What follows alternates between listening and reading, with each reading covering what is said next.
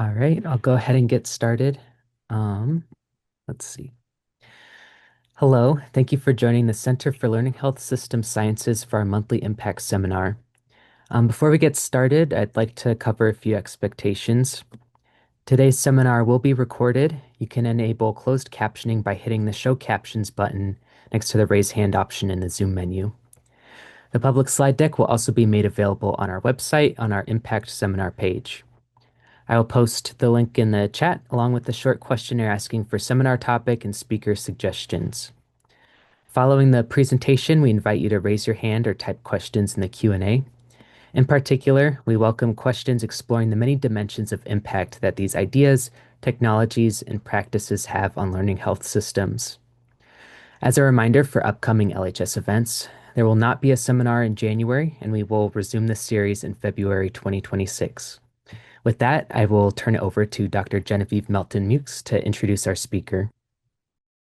Hi, good afternoon, everyone. It's my privilege to welcome and introduce today's seminar speaker, Dr. Anna Ostropolets, and to hear her timely LHS presentation on real-world observational data and collaborative data sharing.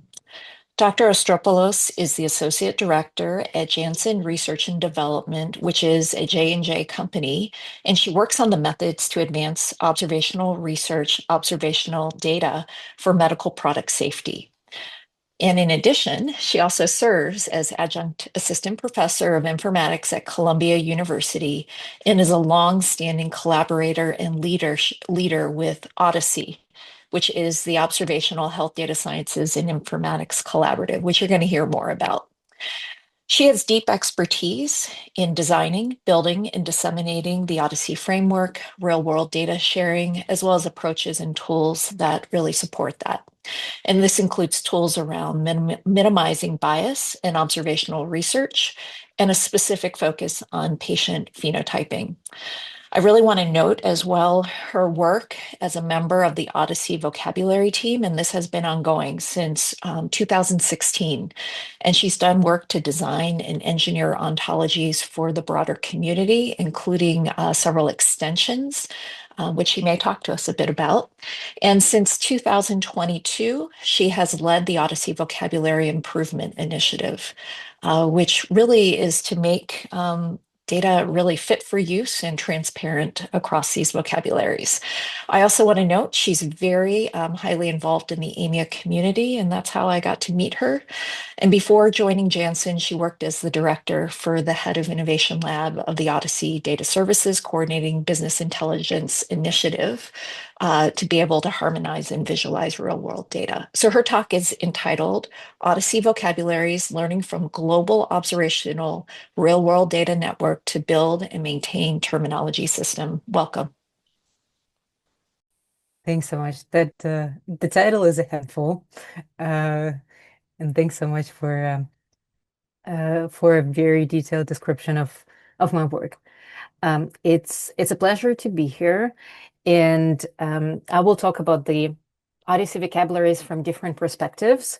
During the most recent AMIA, the Collins Award went to Chris Schutt, and in his panel, he talked about his longstanding work on terminologies, and others said that terminologies can still get you a Collins Award, which made me really inspired because sometimes people see terminologies, ontologies, vocabularies as a very niche thing that we may not need anymore in the era of LLMs.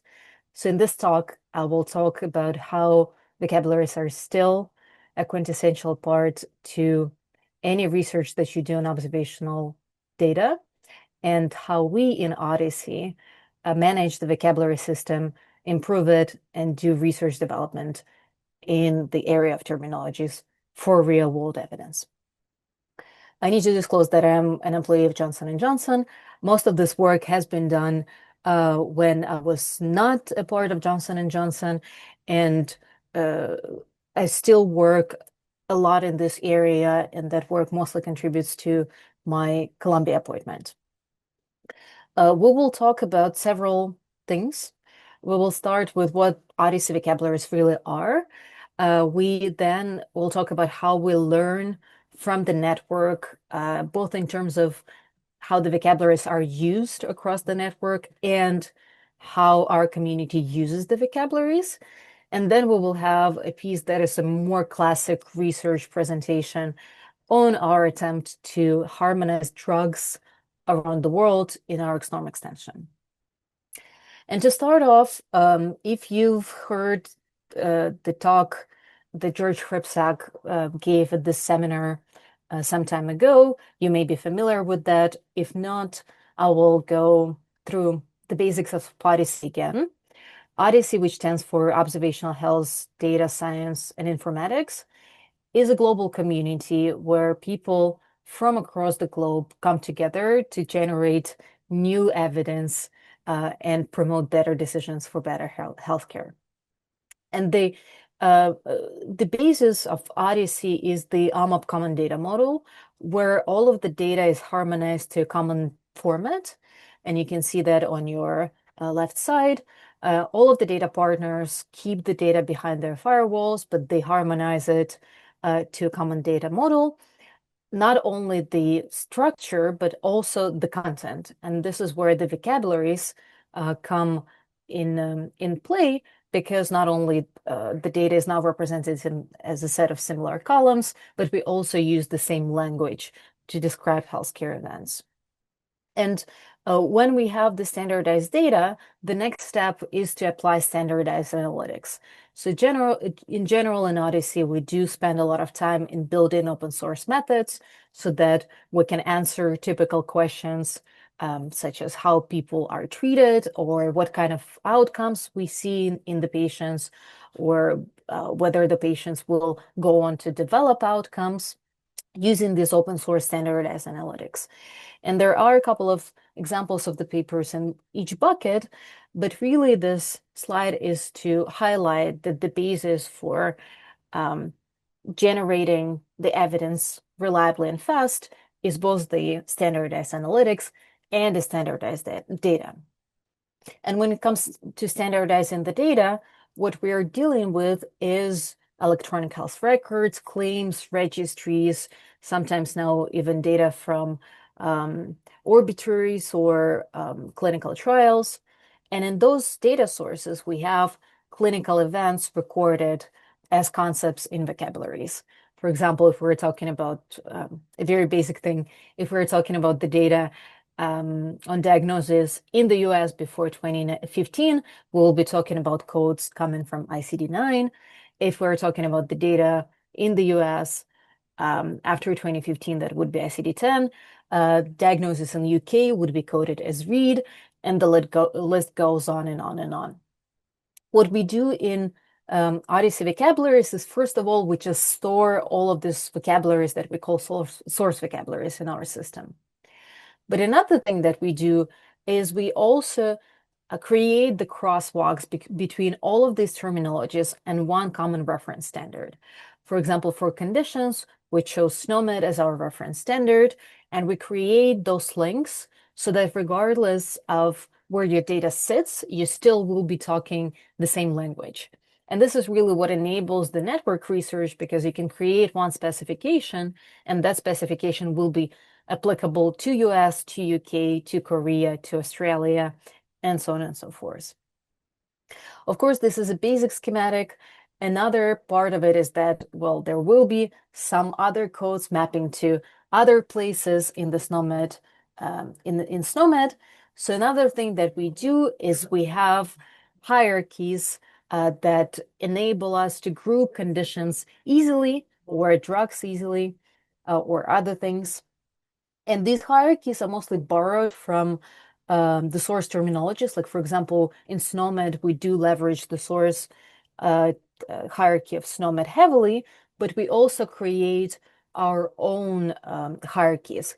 For example, here you can see MEDRA, which is terminology for also adverse events, conditions, symptoms, that sits on top of SNOMED and acts as a classifier. And we build those links in between MEDRA and SNOMED. And altogether, these vocabularies are a collection of vocabularies. Now we have more than 140 vocabularies sitting in our distribution service. And to give you an idea of how big it is, it covers 11 million concepts with more than 4 million mappings, a lot of which we create and validate ourselves in-house. Some of them we do borrow. And we do have a large set of hierarchies connecting different ontologies, which now is 96 million hierarchical links.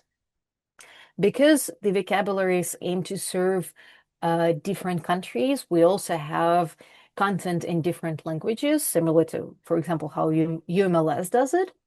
And altogether, this content is the shared resource that everybody who converted their data to OMOP CDM has to use in their data.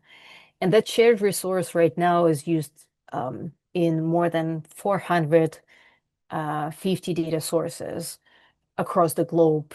And we pretty much cover almost every continent. I think Africa is just moving and harmonizing their data, but I think aside from them, we actually do cover every continent.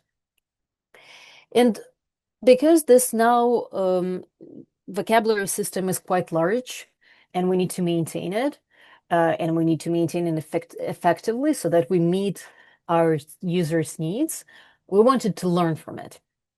The first, meaning from the network. And the first part of us learning from the network was a study that we've done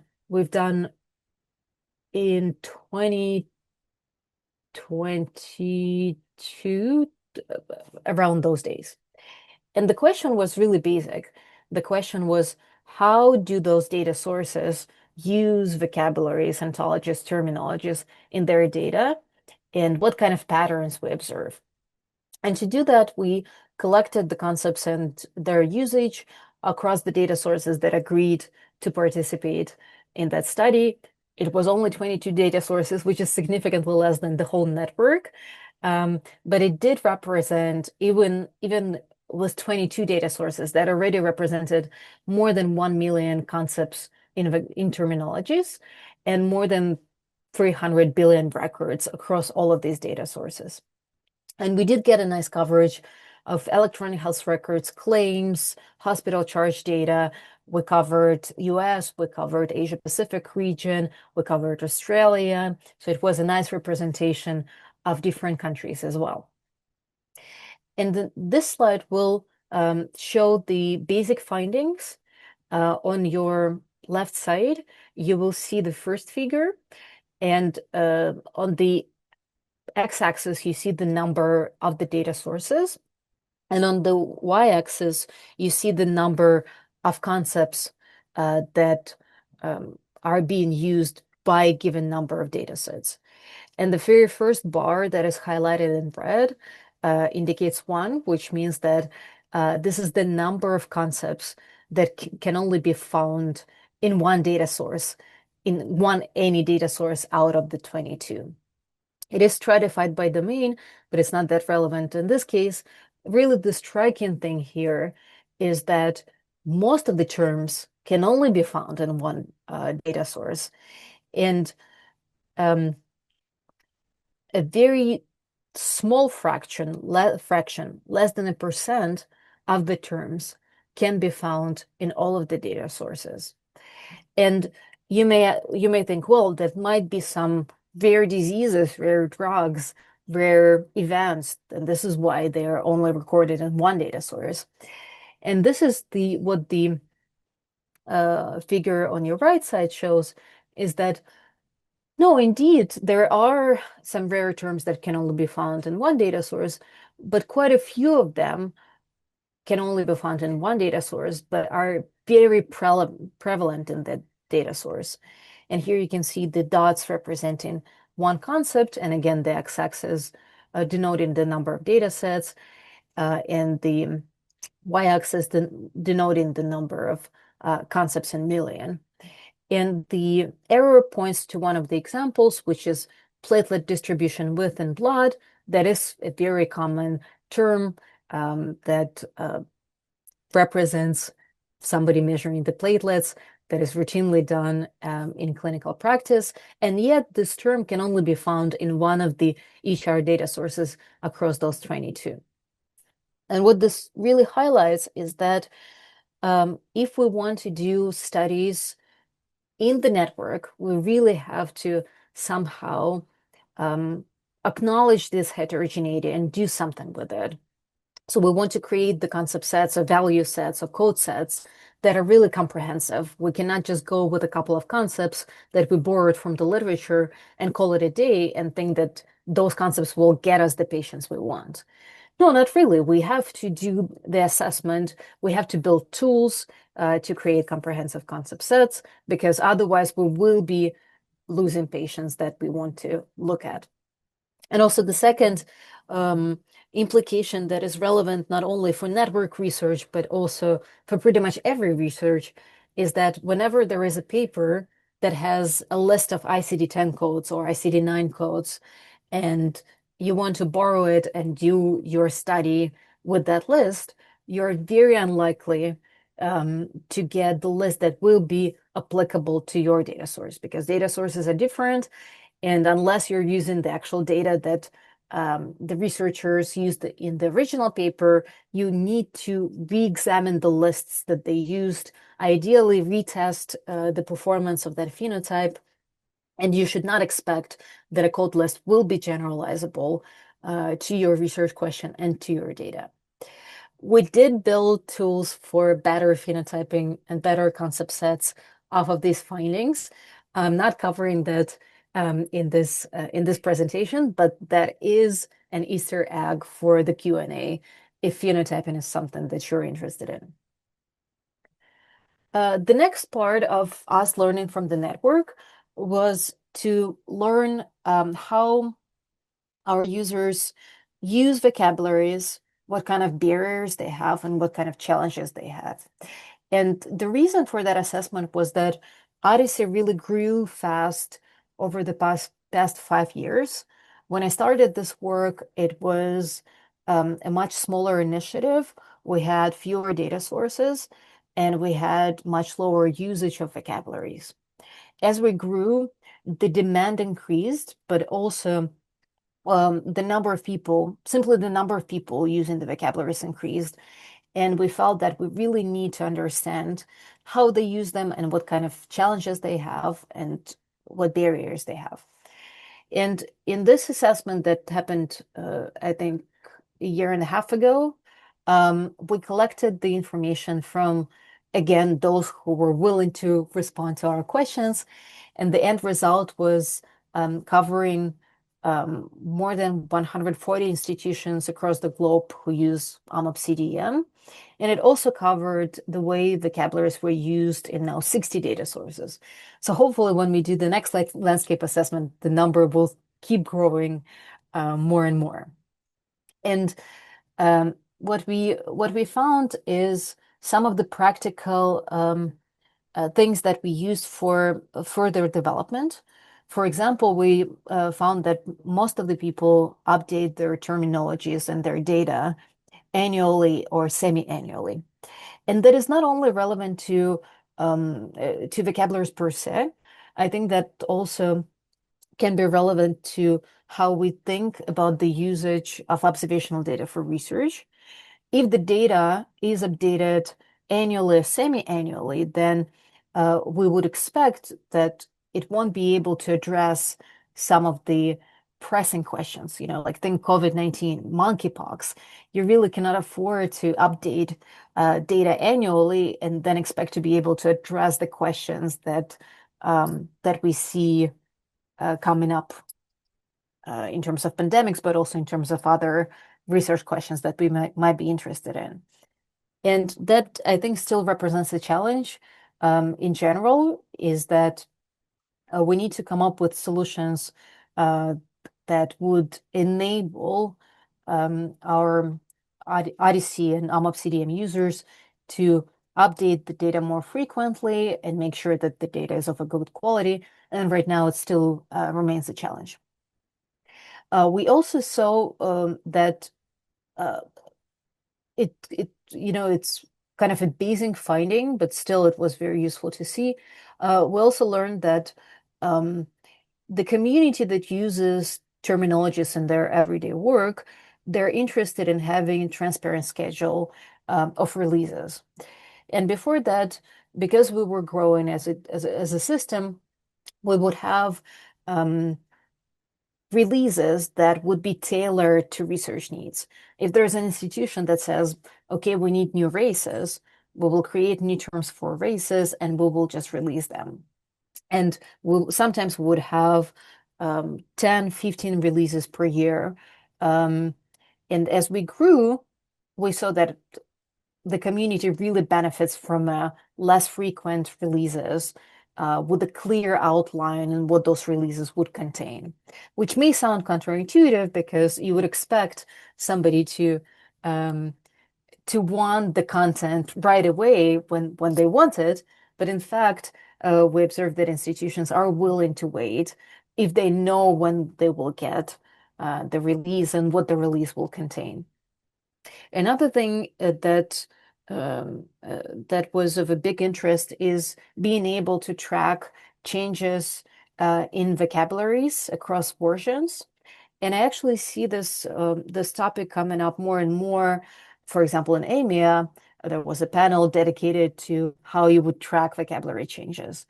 And that is relevant because to everybody's research, because we do see that thinking about diseases, for example, changes, and that is reflected in, for example, SNOMED hierarchy. And unless you track those changes, again, you would have problems taking the concept sets or phenotypes and reusing them in your future work because the actual content of a phenotype or thinking about phenotype has changed, but it's not reflected because you're not tracking changes. And then with some changes, you may not track them and then be surprised that that you have new codes that were not included initially, or you're losing codes. So whenever you operate with the terminology system that is large, you actually want to track the changes. We do have, in general, focus on improving our quality assurance and community engagement. And I will talk more about community engagement in a second. In fact, I have quite a couple of slides on that. But before I go into community engagement, off of that landscape assessment, we did create the committee that governs the content and the release schedule, and we made sure that we have a representation of different continents and different perspectives. And that resulted on the roadmaps that we publish for the next two releases on our GitHub. And to give you a sense of how many people on average work on these roadmaps, on average, it's 2 to 2.5 FTEs every year within the group of people who have the expertise in vocabularies. So it's really not a lot of people. We know that with, for example, RxNorm and NLM, the number of FTEs they have also decreases. So it's kind of in line with what they may have. But if you, for example, think about SNOMED, SNOMED has many, many more FTEs devoted to vocabularies. So 2.5 is not really that much. And to give you a sense of what the roadmap and release actually contains, you can see here is a snapshot of the most recent August release, where you, for example, can see right in the middle that we refreshed RxNorm and RxNorm extension. That is our standard for drug representation. We added new concepts. We also curated the mappings. We curated replacements. We improved the hierarchies to make sure that they're consistent. And that is done by the experts who, interestingly enough, most of them have double expertise. There are medical doctors and there are ontologists or QA engineers or ontology experts. And that curation of both mappings and hierarchical relationships is most commonly done semi-automatically. So there are algorithms that we use for validation, but there is also always human review that takes place. And you can imagine that it's actually probably the most time-consuming part of all of the maintenance of these vocabularies is curating the mappings and the hierarchies. But as I said, this is probably would be a more interesting part. Um, because vocabularies are growing and the needs are growing, we also have a large portion of the content that does not end up on the roadmap. And for that, we do have the pipelines for people to contribute their content and for institutions, for individuals to contribute their content. For example, in this most recent release, there was a survey vocabulary that was requested and then subsequently added by our collaborators in Singapore and in United Kingdom. And I picked this example because it highlights nicely that if you have a terminology, you have, in this case, vocabulary, you have a way to incorporate them in the vocabularies, but also to highlight that there is actually quite a lot of interest now in having surveys available as additional modality of data. And that goes for surveys, that goes for pain scales, other scales, stages, and the list goes on and on and on. And with this interest, the existing terminologies and vocabularies do not really keep up. Right now, there is not a good model that can be used to harmonize those surveys. LOINC is making efforts. SNOMED is incorporating some of the content, but really, in general, there is more work that needs to be done for harmonization of surveys and scales and stages. So if you're interested in terminologies, that would be definitely an area that we see lots of interest in across the globe. And the way that we handle those contributions is that we have the pipeline. We call them simple. The reason for them being simple is because we can fully cover them with the tests, with our quality assurance system, and therefore we can actually handle them in a rather seamless fashion. So whenever a person wants to add maybe new mappings, new concepts, new vocabularies, they will create an issue on the GitHub. All of our content, including the code, documentation, and everything is on the GitHub. So they will create an issue on the GitHub. They will fill the template. The template is really basic. It's just a Google Doc. And the reason for it is because we wanted to make the barrier for entry very low. So it had to be something that is very easy to fill, that you don't need a special expertise to do. And we chose Google Docs. And what you would fill there is the actual content of what you want to add, as well as the metadata elements for relationships, indicating their predicate, indicating their precision, and other things. And we borrowed CSUM metadata elements for our metadata. And once that is submitted, we'll review that and we take whatever people give us subject to conformance checks into the next release. And over the past 5 releases, we do have a steady stream of these contributions. They're around 5-ish per release. And one of the things that can be highlighted here that is kind of generalizable knowledge is what people are interested in. And there's lots of interest in, as I said, scales, pain scales, psychiatry. A lot of the contributions are related to the psychiatry space, and a lot of contributions are related to the changes in the existing mappings. And this is a nice way to look at the mappings that we create and at the relationships we create, is that whenever somebody actually starts doing research work in a specific area, this is where they touch the data, this is where they touch the vocabularies, and this is where they really dig deep into the content and the relationships. And we expect people to find something that they would like to adjust, and we created the means for them to contribute this knowledge from their studies back into the vocabularies through the new concepts or through the changes of concepts or mappings.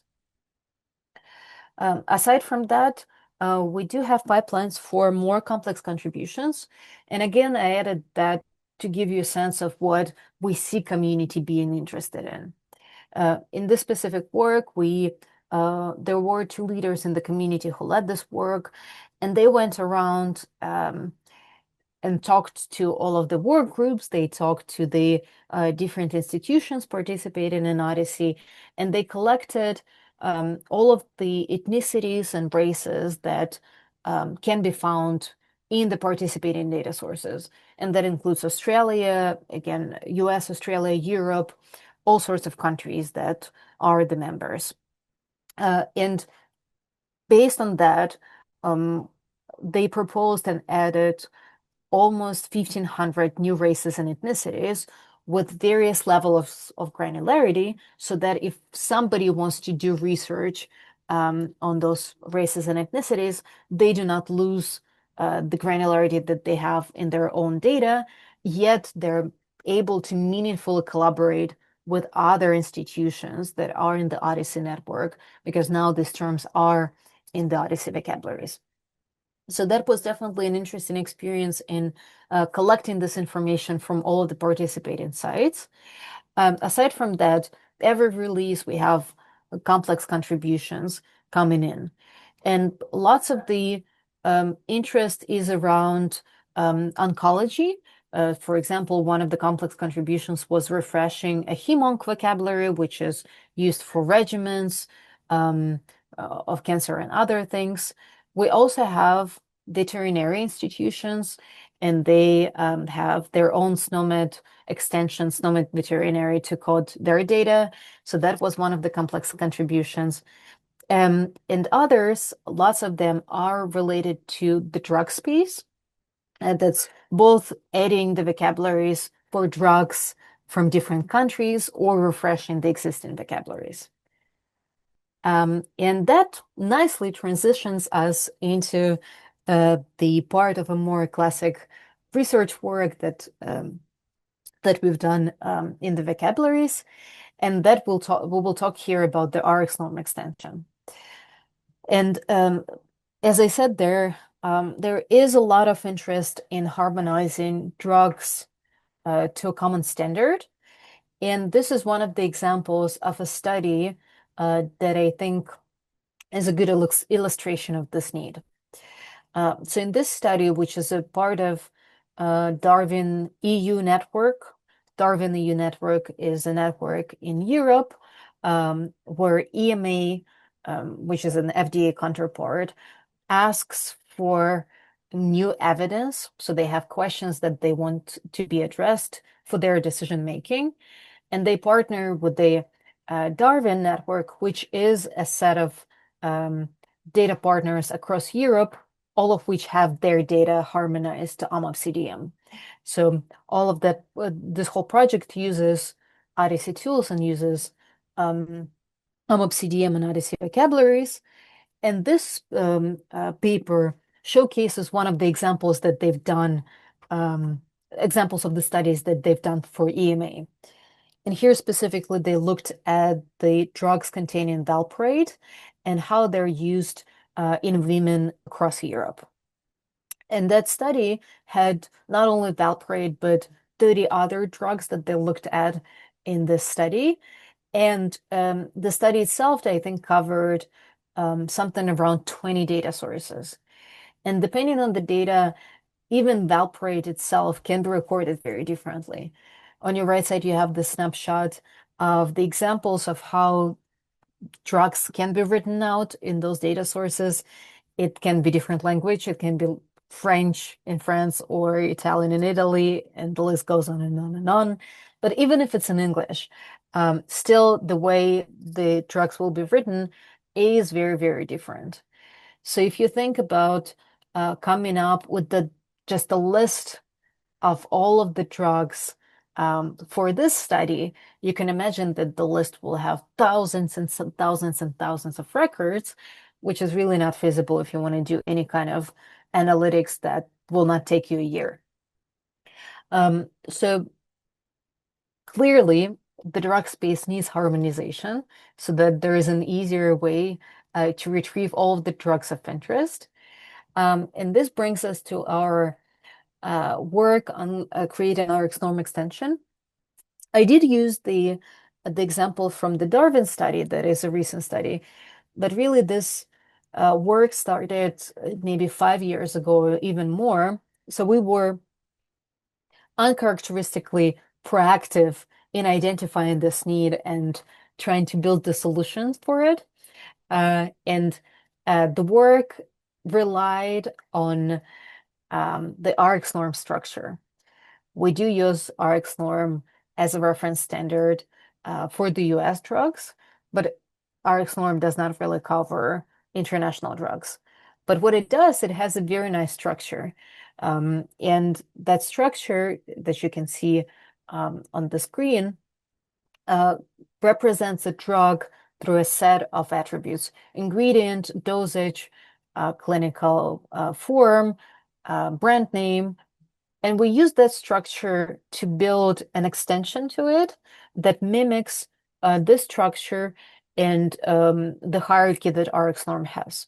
We added a couple of attributes that we felt were important for research, such as manufacturer or box size, which do not exist in RxNorm, but largely the structure in the hierarchy of RxNorm extension is similar to the RX norm. And because the drugs can be represented as attributes, ingredient, dosage, dose form, we don't really need to map all of the drugs verbatim. So the process for creating our XNorm extension is that we take a source vocabulary. It can be, for example, a vocabulary of drugs in France. And for all of the drugs in that vocabulary, we split them into attributes that you just saw: ingredient, dosage, brand name, supplier, dose form. And we only map the attributes to the RX norm attributes. Of course, it goes slightly more complex when we get to specific details. For example, we have precedence for matching when a couple of targets are available. For instance, if there is an ingredient that can be represented as a salt or as a base ingredient, we can map that ingredient to both of them with the different precedence. We also have conversion of units because the units can be represented differently in different markets.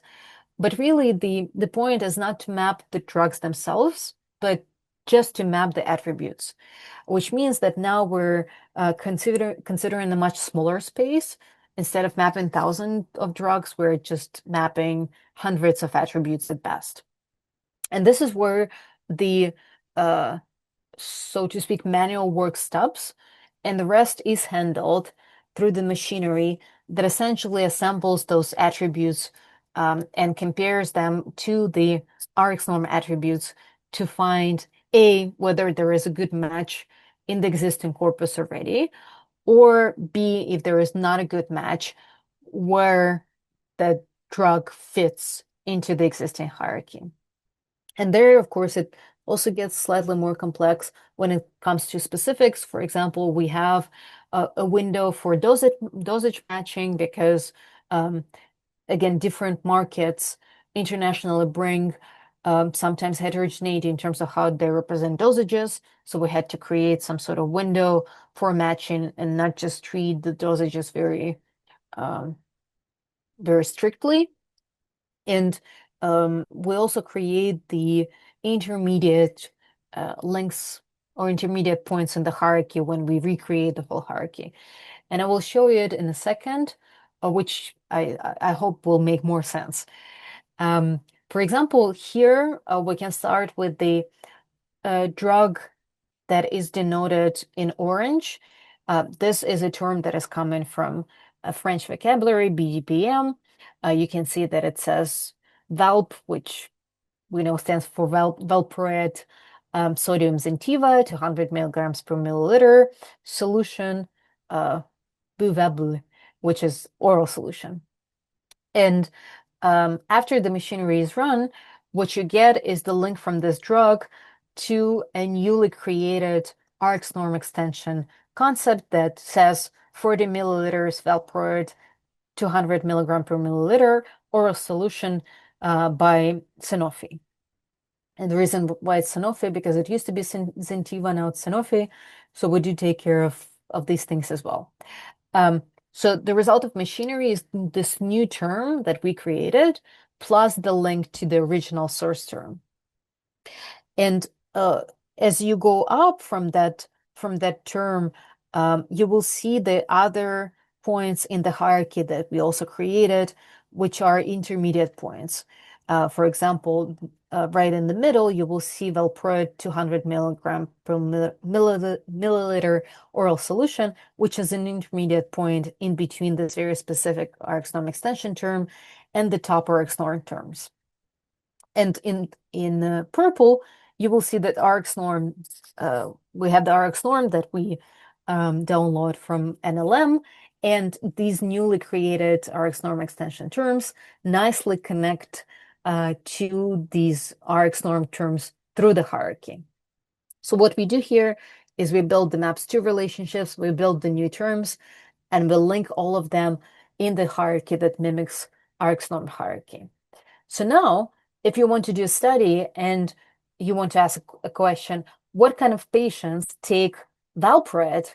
The only thing that you need to do is to take this very top term, Rx norm valproate, take all of the descendants in this hierarchy, and you'll get all of the drugs that are used across all of the markets that we capture through one simple query. And you don't need to know the names, you don't need to go through the lists. It's really as simple as this. I will, of course, it doesn't work perfectly, so I'll get to the challenges. But in lots of cases, it does work as simply as that. You just pick one concept, all of the descendants in the hierarchy, and you get full comprehensive coverage. Talking about what we actually have in our Rx norm extension as of now, it's the corpus that is coming from 12 vocabularies across 10 different countries. And you can see that it's a lot of Europe, Germany, France, Belgium, UK vocabularies, but also Asia Pacific region, Korea, Australia, another Korea, Japan. And altogether, this corpus has 2,000 ingredients, just to give you a sense of what we're dealing with here. It has 2,000 ingredients, 78,000 clinical drugs, which is ingredient plus dosage plus form, and 173,000 branded drugs, which is the same plus the brand name. So the corpus is not small. The number of new ingredients is small, as you would expect, because you would expect that a lot of ingredients will be shared across the markets. But then when it comes to clinical drugs, the differences in dosages or forms, this is where we see an uptake. Now it's 78,000. And when we add brands on top of that, of course, the number increases even more. And most of these findings will also, I think, make intuitive sense, but I think it's nice to kind of look at it and see if our initial assumptions hold. Initial hypothesis was that a lot of ingredients are shared by the markets. And indeed, when we look at on your left side, when we look at the new clinical drug forms that we create, 92% of them rely on the Rx norm ingredients, or in other words, rely on the ingredients that are present on the US market. And only 8% of drugs use the new ingredients. So even though there are 2,000 of new ingredients, really it represents a very small portion of the drugs that are manufactured. And most of the drugs do rely on the ingredients that are already available in Rx norm. We also see that in general, in the US and across the world, there are many more drugs that only have one ingredient compared to the drugs that have combinational ingredients. And seeing this, actually made us slightly rethink our strategy with our XNorm extension, because a lot of the quality assurance and a lot of errors that we've observed are coming from combinational drugs. Maybe there will be a combination where an ingredient will be missing, or the dosages will not match, or one ingredient will be liquid and another ingredient will be solid. All of these are quality errors and problems that we had to solve, but yet we see that most of the drugs are really mono drugs. So now, after seeing that, that legitimately poses a question of whether you want to spend your effort on trying to harmonize combinational drugs, or whether you want to spend your effort on making sure that the corpus of the mono ingredient drugs is good and uh, accurate. So this is kind of the type of the learnings that we derive from observing what kind of drugs exist in our XNorm extension after we incorporated 12 different vocabularies. Uh, Also, naturally, um, there are lots of brands, and most of the corpus of our XNorm extension is new branded drugs. It also kind of makes intuitive sense, because if you're capturing data from 10 different countries, you'll get more brands than from one country. And when we look at the numbers of clinical drugs versus branded drugs on the US market versus international markets, we would see that our XNorm extension has a much bigger corpus of branded drugs, um, as expected. And the uh, the new branded drugs are coming actually both from new brand names, but also from different dosages or forms that are available, for example, in Korea, but are not available in the US. And this again is used by us in thinking of how we want to prioritize this work, because 12 vocabularies is really just a fraction of all of the drug vocabularies that are used across the globe. And as we want to scale this work and incorporate more ontologies, we really want to prioritize where we spend our focus. And it can be, for example, dealing with mono drugs and making sure that they're correct, or maybe harmonizing brand names, which kind of sounds trivial, but in fact it is not, or it ends up being not as trivial, because brand name can mean different things in different markets. Sometimes the name of the company plus the ingredient is what one of the vocabularies will call a brand name. Well, we don't think it's a brand name. We really think that it's an indication of a supplier. So this is where we go into lots of niche things related to quality assurance. And we really have to, at a certain point, prioritize effort and spend more effort in certain areas. And we do see that in, for example, SNOMED too, where in their initiatives on harmonizing drugs, they say we're going to stop at the clinical drug level for our international release, and we will not touch brand names, we will not touch suppliers. If you're interested in that, you will create your own extension. We will only deal with the clinical drugs. So that could be something that we can learn from SNOMED, and, for example, prioritize clinical drugs and deprioritize branded drugs. That is one of the big challenges in this type of work, is that um, we have to learn from the network, and we have to incorporate more vocabularies, but it is associated with substantial resource commitment. And again, as I already talked, SNOMED has quite a lot of people working on the content. NLM also has quite a few people working on the content. We don't have the luxury of having lots of people, so you either need to distribute the work meaningfully, or come up with the new informatics solutions to overcome these challenges.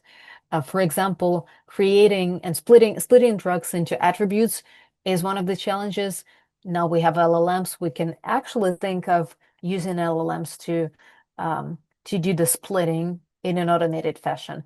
And it does seem like a good application of large language models, because we are dealing with the text. Quality assurance and control has been a challenge as well.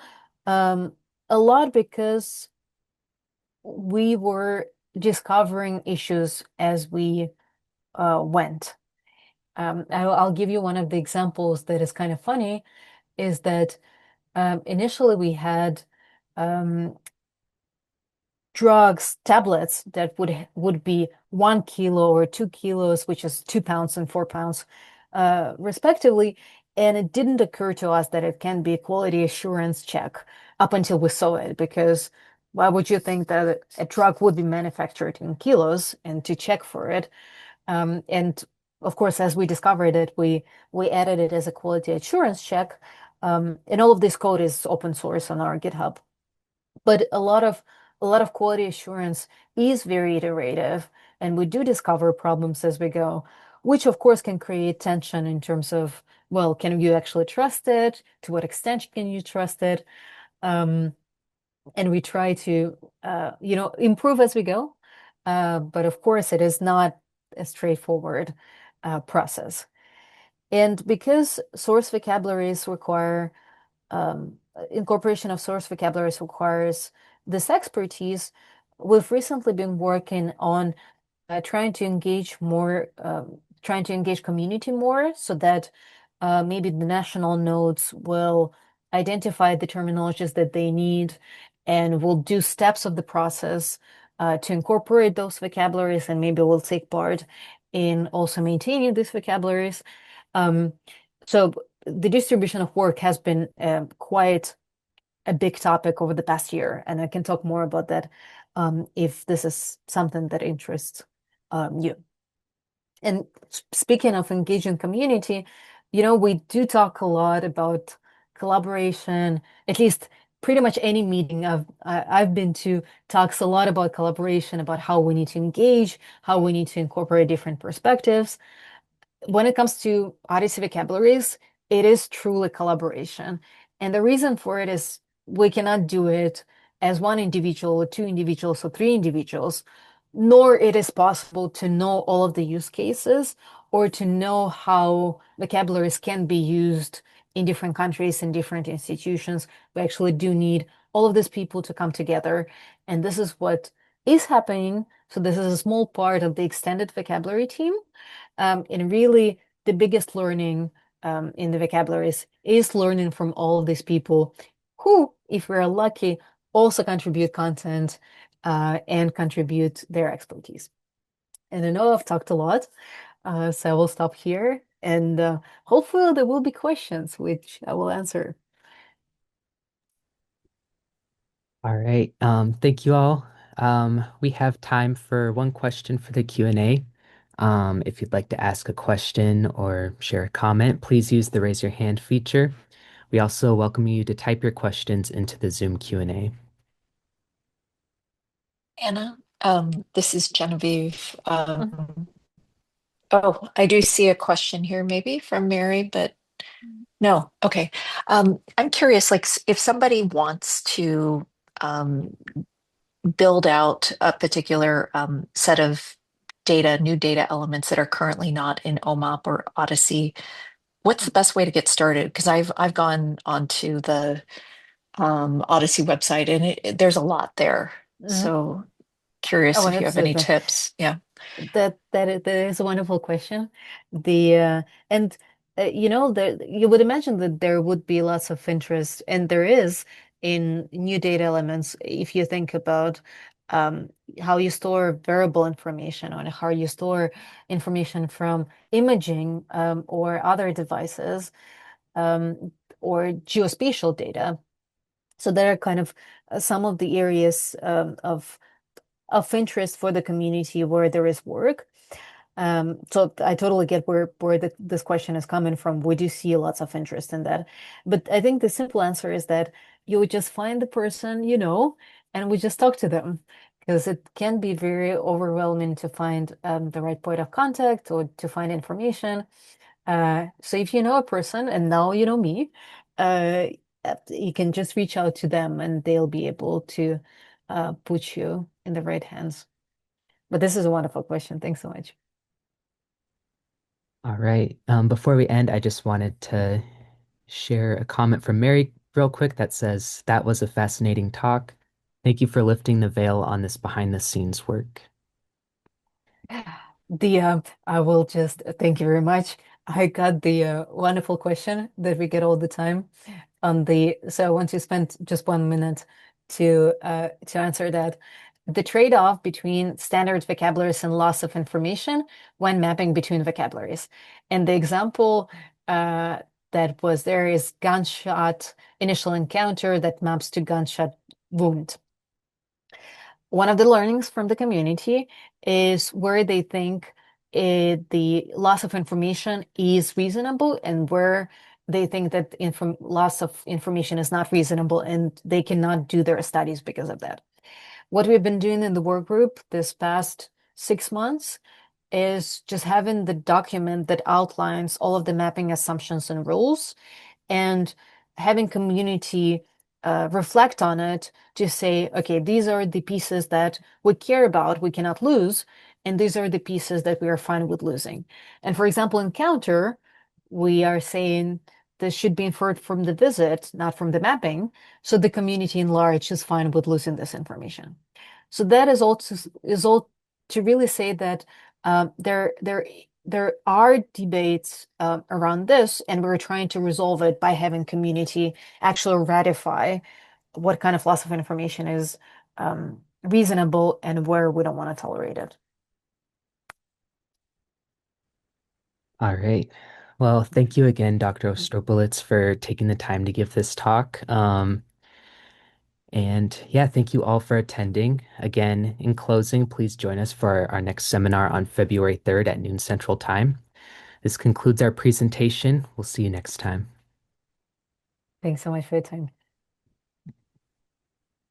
Let's see, Dylan says this was an excellent presentation.